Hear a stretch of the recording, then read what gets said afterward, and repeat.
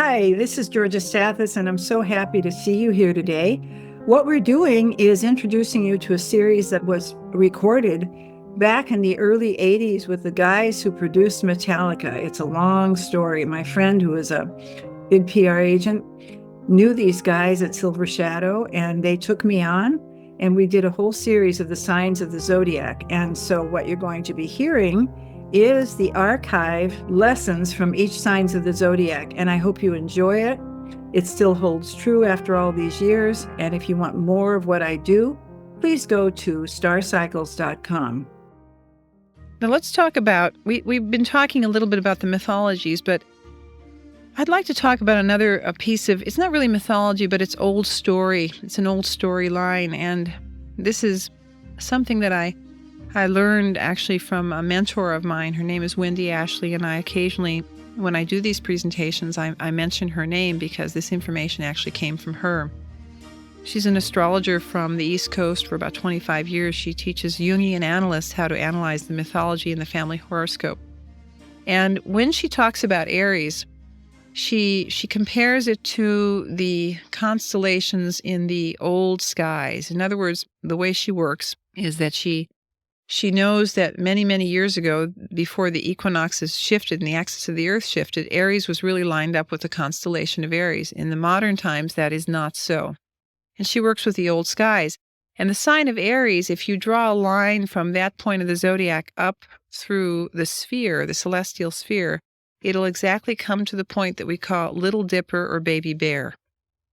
Baby Bear is associated with Aries. And the way she explains it is that if you look, and then of course there's Big Dipper, which is Mother Bear, which is associated with the sign of Cancer, and she talks about the story of the bears. And when I do the presentation on Cancer, I talk about this also.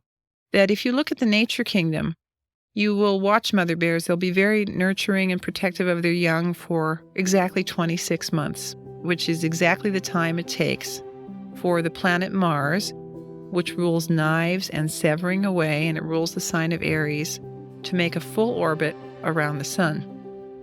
And right at that 26th month, after the mother bear comes out of hibernation with her young for the second time, the second winter, quite suddenly, after being a really wonderful mother and caring for them and protecting them, quite suddenly she just turns on them and abandons them and shoos them up a tree and leaves them. And the reason she does this is because they have to grow up. They have to be on their own.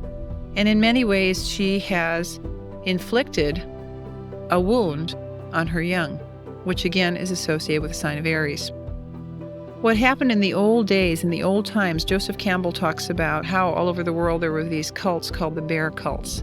And they worshiped the bear, and they would look for these abandoned young adolescent bears, and they would bring them into the camps, and they would befriend them, and they would kind of make them like a family pet.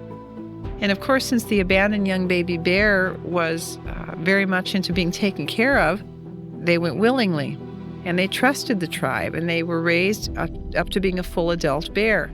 But then what would happen, a ritual would begin where the warriors of the tribe would want to become like the bear and having the power and the wisdom of the bear.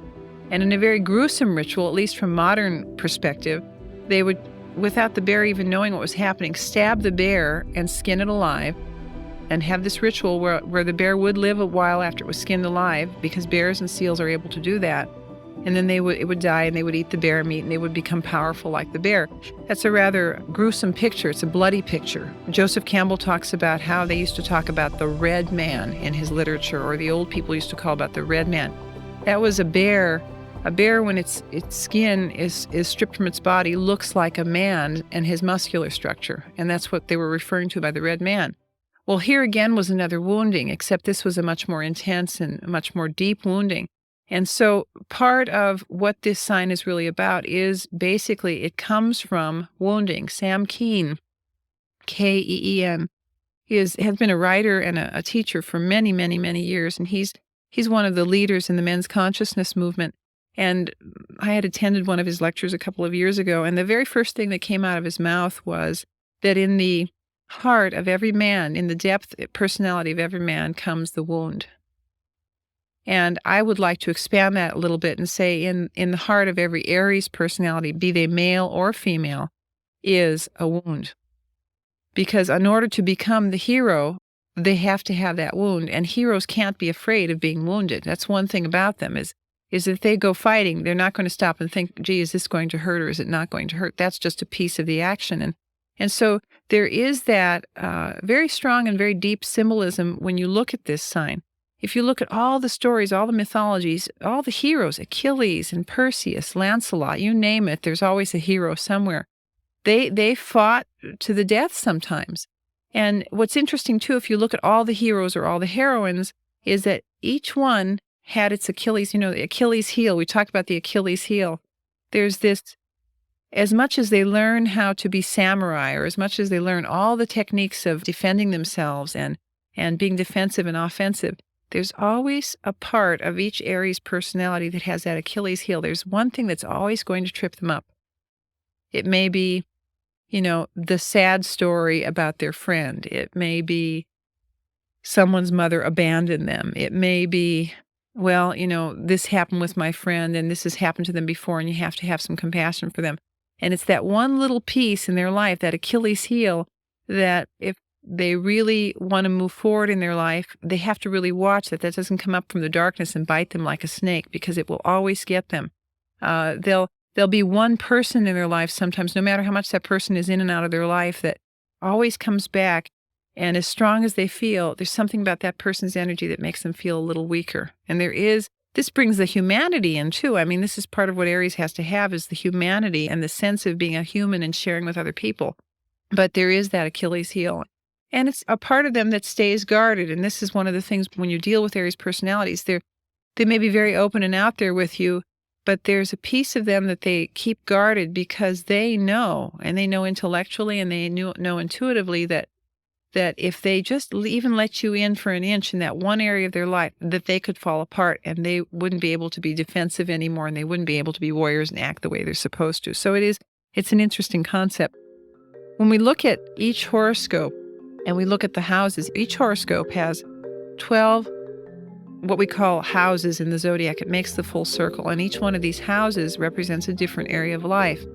And what I'd like to do now is talk about how, especially someone who has Aries rising, but this is true for Aries personalities too, may experience different areas of the life. And we'll just start from the first house and go right through the 12th house.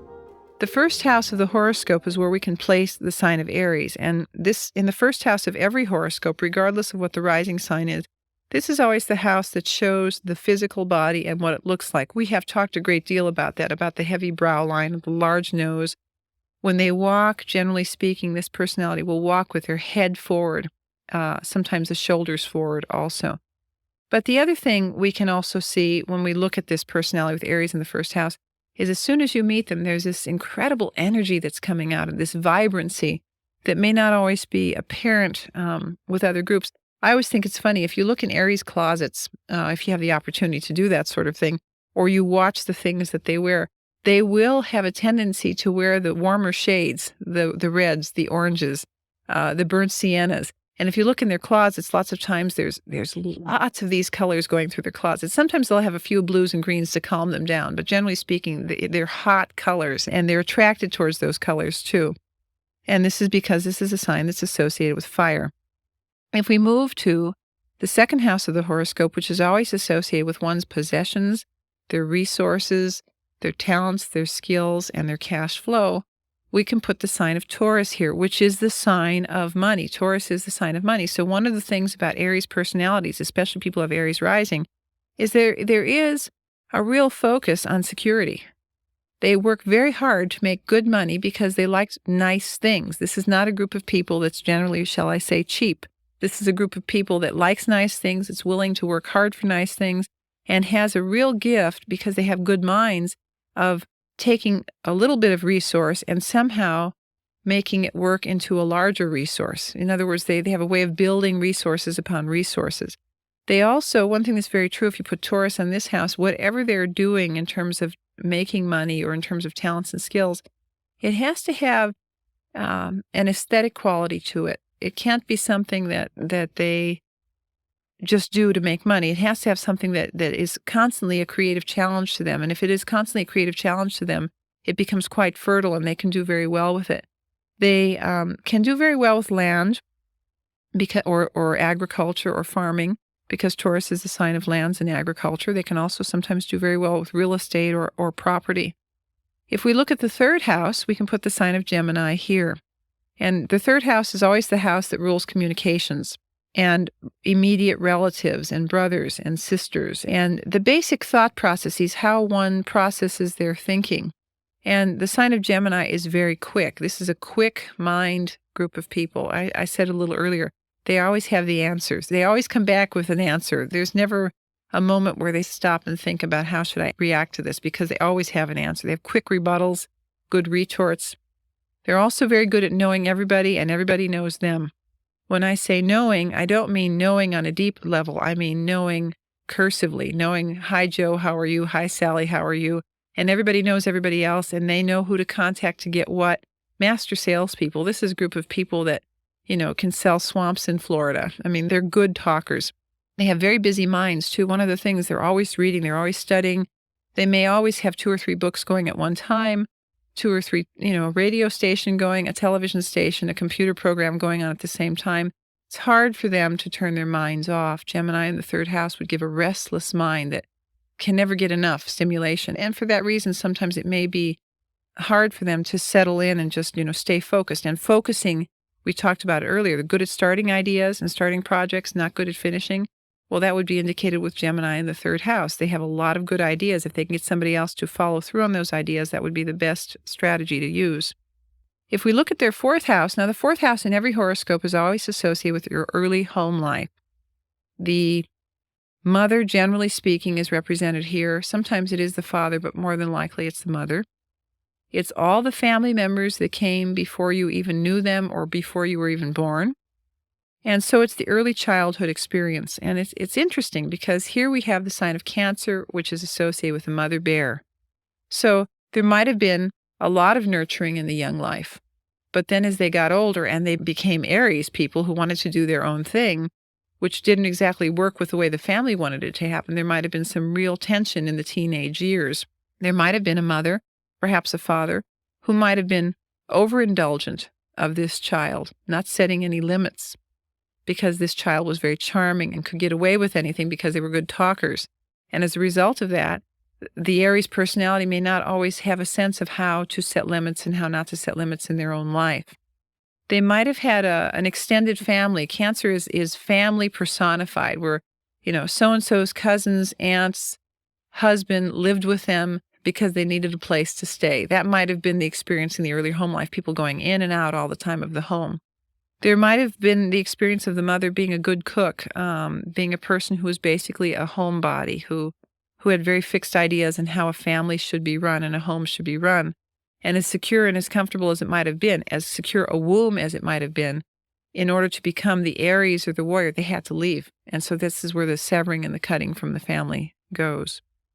If we go to the fifth house is always associated with the children of our bodies as well as the children of our mind, in other words, our creativity. It's also the house that shows our sexuality, our romantic partners, what gives us pleasure, what we enjoy doing, our hobbies, what's fun. And we have the fun sign of Leo here. So this one thing about this group of people, they know how to have a great time. They know how to party. They know how to work hard, but they also know how to party. They like to have fun. They're constantly on the go in search or in pursuit of fun, stimulation, and enjoyment. They like the arts. They like music. They like film. They like everything. I mean, everything is of interest to them. They can be in a love relationship, and a love romantic relationship can be very different than a committed partnership relationship. They can be the personification of romance, the flowers, the candy, because Leo is here, and Leo is very romantic and wants to woo its lover or its mate. They give you all the attention you need, and they expect the same amount of attention. They love to create. They may be gamblers at heart because Leo can be a real gambling, speculative sign. And let's take a risk. And this is a group, this is why they can be very successful in business. They're willing to take risks. They're willing to speculate on a long shot if, in fact, they've got all the information. And they usually do well with their risk-taking and their speculation. They might even have an ability to gamble, literally at the tables in Nevada. They can also be very fixed on someone they decide they're going to love. Even though that person may not love them back, they have decided that this is the one they want, and they don't give up. It's a fixed, I'm the only one for you, and I'm going to do anything to make this work. And the other person may have been long gone, but they're there for that person. And so for that reason, they can be, once they've decided that you are the object of their affection, they are loyal to the death, and they're that way with their own children too. They're very good parents usually. They make very good parents. They usually have children that are very creative. They themselves are children themselves. That's one of the reasons they get along so well with their own children. But they usually have children that they instill passion in, or they instill an enjoyment, a basic enjoyment or optimism about life. And so usually their children are quite bright and quite fun. I hope you're enjoying the Myths and the Signs of the Zodiac series. I know I love doing it, and I hope you're enjoying them as well. If you want to learn more about astrology or just find out about what we do, please go to our foundation, which is the AlexandriaIBase.org Foundation, which is a free database that's available to people all over the planet. If you're interested in astrological books or articles, all you have to do is put the subject in the keyword phrase and it will find it for you. We have a lot of old Mercury hours and a lot of old journals uploaded. It's a great, juicy place to find astrological literature where it's located. So I hope to see you there, and I hope you continue enjoying my series. Thank you. If you look at the 6th house is always associated with work. In other words, not the career, but how we work. In other words, the systems of our work. Service, health. And we can put the service and health sign that we call Virgo right here, which number 1 says that whatever work these people do, even though they have big ideas and they're risk takers and they like to knock down doors, they like things to be neat. They like things to be precise. In the work environment, whatever they work at, they have a real good systematology. They can work with their hands in very detailed ways. This is why we associate with surgeons with this and technicians with this sign. Mechanics sometimes are associated with this sign too. They like things to be in working order. They have the ability to handle a lot of details, of course, if somebody's finishing what they start. They may not prefer that, but they have the ability to do that since Virgo is here. The sign of Virgo is associated with the intestines and the lower digestive tract and sometimes a part of the stomach. And since this is the house of health, one of the areas other than headaches that may sometimes be a problem for this type of personality may also be digestion problems, especially when there's a lot of tension around work or when they have too much to do in a day. This may be a group of people that schedules their life rather tightly. They want to live life to the fullest, so they have a very precise day that they go through. And the reality is that once in a while they need to really pull back, or what happens is their stomach starts to bother them. And this is also a group that needs to eat fairly regularly, not waiting 3, 4, 5, 6 hours. This is a group that really needs every couple hours to eat things because the digestive tract is always active. And if they're nervous and they don't have anything in there to process, it can eat up itself. So they also, one thing about Aries people that's really good too, especially if they have Aries rising, is if they need to go on a diet, they usually do it. If they need to lose weight, there's not a situation here where, they know they need to do it and they're not doing it and they're in denial. They're doing it because they're very conscious of how they look because they have that strong ego. So they always want to look good. So they always try to keep themselves together in that area. If we go to the 7th house, now the 7th house is always the house that rules marriage and intimate relationships, committed long-term relationships, as well as legal partnerships. And here we can see the sign of Libra. They definitely, even though they're so independent and they're pretty self-centered and they like to live their own life, they definitely need someone to share with. Libra is the sign of sharing. They also need a partner, if in terms of a long-term relationship, who has a sophistication and intelligence and a refinement about them, because Libra is a very refined and sophisticated sign. They will not be attracted to someone that is non-sophisticated. They require that almost an artistic quality or ethereal quality about the partner. The problem may be, however, that the Aries, especially the Aries rising personality, may see partnership from their perspective only. And so even though they want partners, they may have a hard time being a partner because Aries is about doing their own thing. And so what they need to have in their life is a partner who can teach them about sharing and cooperation. And they will attract to them people that will teach them about sharing and cooperation. Whether they choose to learn is another thing, but this is basically what they need. It's also interesting because Libra is a sign of fairness and justice. So one of the things that they will be with other people and will want in a partner is a fair quality about them. They're fair, and so they expect fairness back and equality. They may also attract partners that are somehow involved with the law, or they may find in their life that they're dealing a lot with legal situations, since Libra is the sign of the law. And if they're going to get into any legal partnership, they really need to put everything out on the table, because since they're not really known for finishing what they start or looking at a lot of details in terms of their own personal direction, they may not always have all the information on legal partnerships, and legal partnerships may, as a result of that, sometimes cause problems and take them through litigation in the courts. The eighth house is always associated with your money, with other people. It's by working with other people's resources, you develop your own. The eighth house is the house in the more traditional astrology that's associated with birth, how we view it, death, how we view it, and how we view transformation. And the sign of Scorpio is all of those things, and this is the sign of the zodiac that goes on this house, which would suggest that this is a group, even though they're risk-taking and they move forward in the life, they have a lot of curiosity about things like past lives and what makes people tick and what happens after a person dies. This is the child who will ask their parents constantly when they're growing up, when somebody dies, where do they go? And the parent gives them an answer, and it's not enough. And so they have a real strong need to know everything about everything. They strongly equate money, and money to them denotes or connotes power. And they associate money with power as well as money with sex. And there's a real affiliation with those. When they're making good money and they're feeling powerful, generally sexually they're enjoying their lives. When they're not making good money, sexually they're not enjoying their lives. There's a correlation between those two. When they get involved with someone, they usually attract to them people that are pretty deep and pretty compulsive and pretty obsessive. They may be very obsessive and compulsive about their investments, about their own resources. They can be very shrewd and what we call streetwise. Of course, every good warrior has to be streetwise.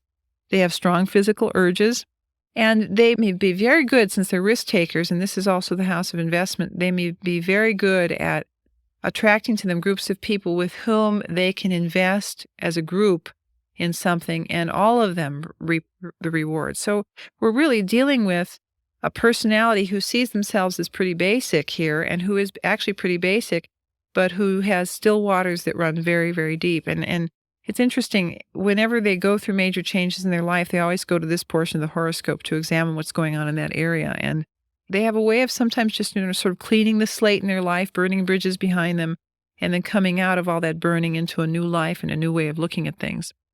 If we look at the ninth house is the house of our philosophy, what we believe in. It also shows the kind of education we're interested in and that we had. And we can put the sign of Sagittarius here. Sagittarius has vision. It loves to travel, and it loves freedom. And this is exactly how these people are. They have an adventurous spirit, and oftentimes they're pretty well traveled. And in fact, in their life, they probably would have covered a lot of miles and a lot of roads, because Sagittarius is the eternal traveler. They're enthusiastic learners, and they're usually pretty bright in classes if they're interested in the topic. They usually make excellent, excellent, excellent teachers, because this is also the sign, Sagittarius, of teachers. Very good salespeople, very good lecturers and speakers. They might even make excellent writers. This is, as I said a little earlier, they're good salespeople, and they can really sell anything to anyone if they believe in what they're selling. If they don't believe in it, they won't have anything to do with it. It would suggest that they've had a rather diverse educational background. Sagittarius doesn't always stay consistently with things. So what may have happened in their life in terms of their higher education, they started with one thing and they ended up with something else. There's an intense interest in foreign travel or foreign cultures or foreign languages. And many times they have a very strong facility to work with these arenas and areas of life. If we look at the 10th house, this is the house of our career and what we came here to do, as well as our public standing, as well as how we saw our fathers. And we can put the sign of Capricorn here, which sometimes didn't know their father. There may have been for an Aries, a much stronger mother connection rather than a father connection, because Cancer is in the house of the mother, which is the mother bear who nurtures and takes care of the children and basically is the boss in the household. And then we see the sign of Capricorn, which isn't really available emotionally in the house of father. So lots of times the experience of an Aries personality was there was more of a mother connection, which makes it so much more difficult to break away when they need to break away. Father might have been an absent father, or a father who wasn't there for them emotionally, or a father who even perhaps died when they were quite young, or who departed when they were quite young. They may have also seen their father as someone who's quite ambitious and quite successful and looked up to him because of that, and yet didn't really know them. And as a result of that, it may be that as they get older, they too themselves can be quite successful. Capricorn in the 10th house of career does suggest tremendous success after the 45th or 50th year of life. It assumes that living is to be progressive. In other words, as you get older, you get younger. And not as you're younger, you're younger. As you get older, you get younger. And when you're younger, you're older. So it's almost like a reverse consciousness. They're extremely conscious of how people see them and how they are viewed by the public. Public reputation is very important for this group of people. So whatever they do, even though they're task-oriented and they like to have the experiences, they're always thinking about how people are going to respond to that. So they're always quite careful about how they do things in terms of how they're presented to the public. Capricorn is a sign of quality. So whatever career they move into, it's going to be top-notch quality, the highest paid, Rolls-Royce, top of the mark, top of the line quality. Another thing, too, with Capricorn there would suggest they make good managers, because Capricorn is good managers. It's ruled by Saturn, so it could be builders, organizers, people who can put the big projects together. If we look at the 11th house, which is the house of the goals and the friends and how we deal with our friends, we can put the sign of Aquarius here, which would suggest right off the top that Aries people have a very diverse group of friends. And if you were to put all these friends into one room, they would probably, I don't know if they'd get along, but they'd be very different. And they're extremists. You know, you may have very young friends and very old friends, never anything in the middle of the road. They would have friends that have new ideas and their own goals. Aries people, Aquarius is a sign of progress and new age and being 20 years ahead of its time. So anything they would be doing would be far beyond what a lot of other people's awareness is about. And a lot of the success that they would have in industry or business would be through the network of friends, because Aquarius is definitely the sign that rules networks and public information. It's also the sign that rules radio, TV, media, video, and tape, and electronic and audio equipment. And so part of the goals may be involved in some way in that industry, and they would be very, very good with that. But working only with that in a large way rather than a small way, because Aquarius is the sign of the big dealers. So if they do any of this work, they can hit a large group of people and expand over a large territory. The last frontier of houses that we pass through is the 12th house, which is the sign of Pisces. And everything has to pass through the 12th house in order to begin anew in Aries, the first house. And so the quality or the pieces that are associated with the 12th house is that this is a place where every Aries will go to have space. Each one has to have their space, their private time. Pisces is the sign of fantasy. It's the sign that rules music and deep creativity that comes out of the ethers. And in order to have all that emerge in Aries, they have to have the space in order to experience that and actually channel it through them. This is a very psychic sign of the zodiac, so it would suggest one of the blind spots that Aries people are not aware of is the fact that they are very psychic and very intuitive, but they may not always listen. One of the other blind spots, which is also associated with the Achilles heel that we were talking about earlier, is that they may focus on someone or something that is actually emotionally non-appropriate for them. And so they don't always have the test of discrimination as to who to let in and help and who not to let in and help. And it can be kind of like a self-undoing is what the old books used to say. They need a tremendous amount of privacy, which you wouldn't really get if you knew them on the surface level. But Pisces needs a lot of privacy to create, especially the music that seems to come through their soul. In fact, many people who believe in past lives, and a lot of people don't, but those who do believe that the 12th house is where the past life memory is stored, and Pisces is the sign of the muse, of the poet, of the musician. And so there's this hidden talent that Aries people have around music or psychic work or hands-on healing that they're not real aware of unless they have some time alone to develop it. And after we finish with the 12th house, we move back into the beginning which is the sign of Aries. And Aries is the sign of heroes. And everybody needs a hero or a heroine. And if we don't have heroes, then we don't have life. And that's what this sign is about, is life at its most basic and most passionate and most primal. And it's about the lifeblood that we all need in order to live and survive and have a life in this world. Hello, this is Georgia Stathis. You've been listening to our archived series, Myths and Signs of the Zodiac, and we thank you. If you like what you heard and you'd like to know more and hear more, please go to our website at starcycles.com, where you can find an assortment of available tools, pieces of information, and things that you can use in your own practice or in your own study of astrology. Again, thank you so much, and we hope to see you soon.